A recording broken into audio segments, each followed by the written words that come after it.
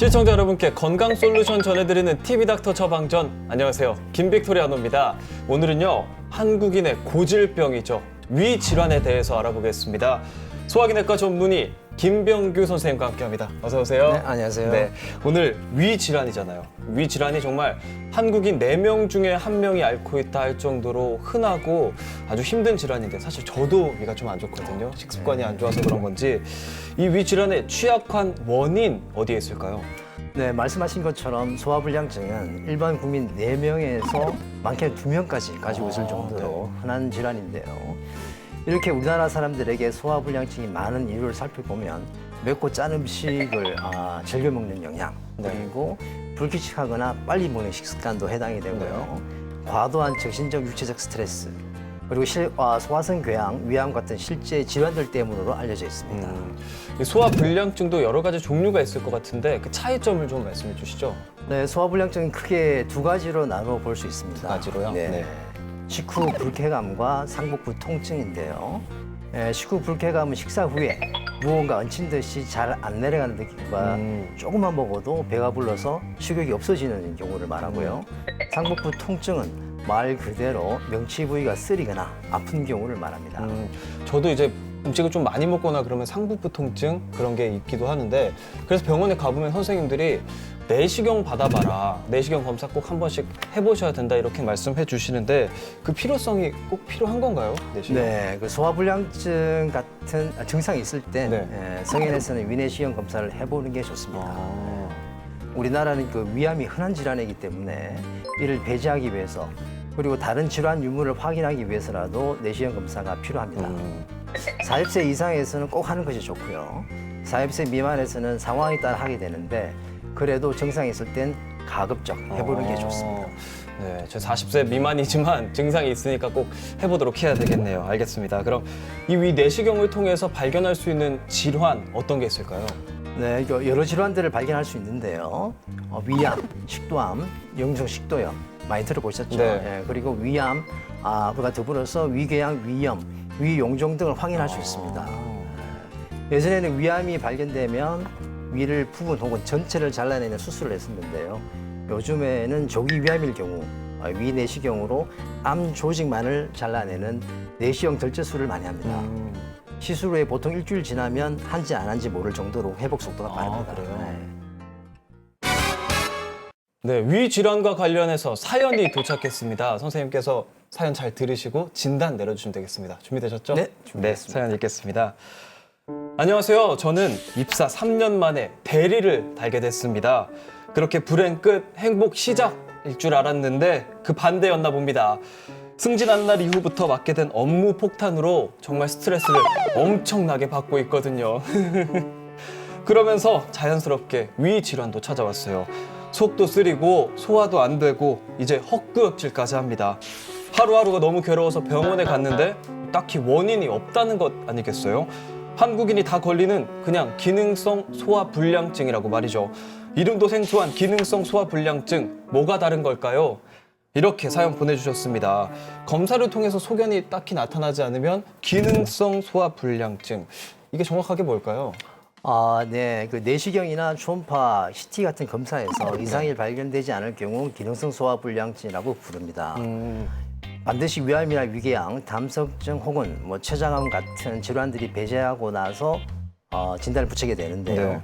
이런 이상이 있을 경우에 기일적 소화불량증이라고 이야기하지만, 그렇지 않을 경우에 기능성 소화불량증이라고 우리가 이야기하게 되는 것이죠. 알겠습니다. 이렇게 기능성 소화불량증이 걸리는 것 당연히 생활 습관 때문일 것 같은데 어떻게 교정할 수 있을까요? 네. 첫째는 나에게 정상을 유발하는 음식을 피하는 것입니다. 음식. 네.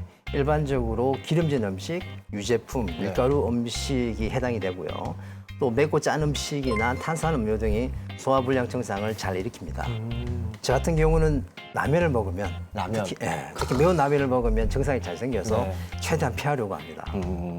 과식을 하거나 불규칙한 식습관, 빨리 먹는 습관을 고치고 금연 금주를 해도 많은 도움이 됩니다. 역시 생활 습관이 중요하다는 말씀해 주셨습니다. 알겠습니다. 근데 이 생활 습관만으로 다 치료가 되는 건 아니잖아요? 네, 그렇죠. 생활 습관으로 교정되면 얼마나 좋겠습니까만 그러니까요. 안 그런 경우도 있거든요. 그때 네. 약의 도움이 필요합니다. 약물. 네. 속이 쓰리고 아플 때는 제산제나 위산 분비를 줄여주는 약제가 도움이 되고요. 속이 더부룩하면서 잘 안 내려가고 취한 듯한 경우에는 유장관 운동 촉진제가 효과가 있습니다. 그리고 스트레스가 심하고 불안할 때는 보통 우리 신경성이라고 이야기 네, 많이 네. 하는데 그때는 진정제가 도움이 될 수 있고요. 헬리코박터 균이 있을 때에는 이 균을 없애면 소화불량 증상이 호전되기도 합니다. 이번 코너는 이 OX 퀴즈로 긴가민가 알쏭달쏭한 건강 속설 올바르게 알아보는 시간입니다. 선생님께서 OX 문제 내주시죠. 네, 첫 번째 문제입니다. 내시경을 할 때 진정 수면 내시경을 하면 일반 내시경보다 진료가 더 정확하게 된다. 수면 내시경이 더 정확하게 된다.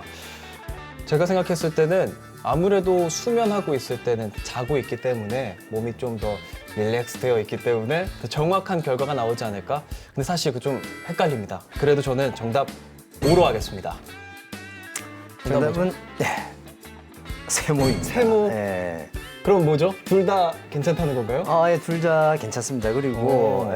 이것은 사람마다 다 다릅니다.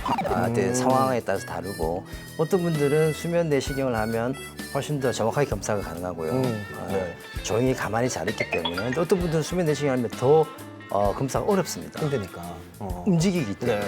본인의 의지에 상관없이 움직이기 때문에 오히려 검사 잘 안 되는 경우도 있고요. 음. 근데 일반 내시경을 하면 어떤 분들은 잘 참기 때문에 거의 진정 내시경 하는 것보다 더 정확하게 볼 수도 있는 경우도 있고요. 하지만 어떤 분들은 너무 구역질 심하게 해서 검사가 부족할 수도 있습니다. 자세히 보기 힘들거든요.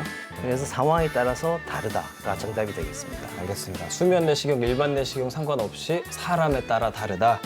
다음 문제도 한번 내주시죠. 네, 두 번째 문제 드리겠습니다.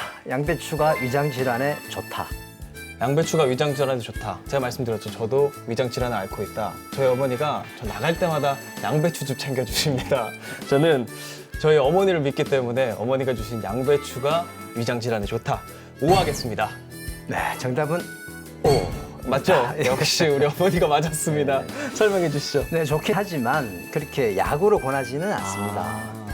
사실 60년대, 1960년대 이전에는 양배추를 위궤양 치료제로 쓰기도 했습니다. 양배추에 들어있는 비타민 U 같은 성분들이 점막 보호에 좋다는 보고가 있었기 때문인데요.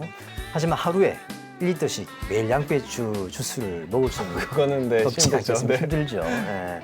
당시엔 지금처럼 훌륭한 약제들이 없었기 때문에 어쩔 수 없이 치료제로 썼을 거라 생각이 됩니다. 양배추는 그냥 맛있는 식재료로 쓰시길 더 권해드립니다. 알겠습니다. 네, 저희 어머니 양배추 너무 많이 주시지 않으셔도 될 것 같습니다. 식재료로 쓰는 걸로. 다음 문제 내주시죠.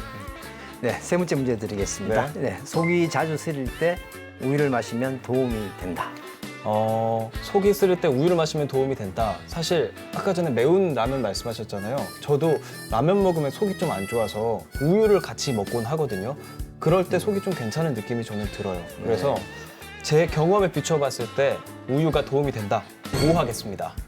네, 정답은 X입니다. X인가요? 네, 그렇습니다. 저는 괜찮았는데 네, 설명해 주시죠. 네, 그 속이 쓰릴 때 우유를 마시면 네. 일시적으로 산을 중화하기 때문에 속이 편한 것처럼 느껴지지만 시간이 지나면 우유 속의 칼슘과 단백질 성분 때문에 위산 분비가 증가됩니다. 그래서 나중에 속이 더 불편해지는 경우가 많거든요.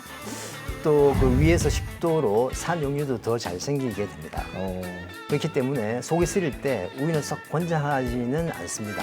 하지만 먹어서 편하다 그러면 굳이 말리지는 않습니다. 드셔도 됩니다. 예, 너무 부담감 가지지 않고 네. 편하게 드셔도 됩니다. 그리고 또 중요한 건 뭐냐면 먼저 왜 속이 쓰린지 그 원인부터 알아보는 게 첫 번째라고 할 수 있겠습니다.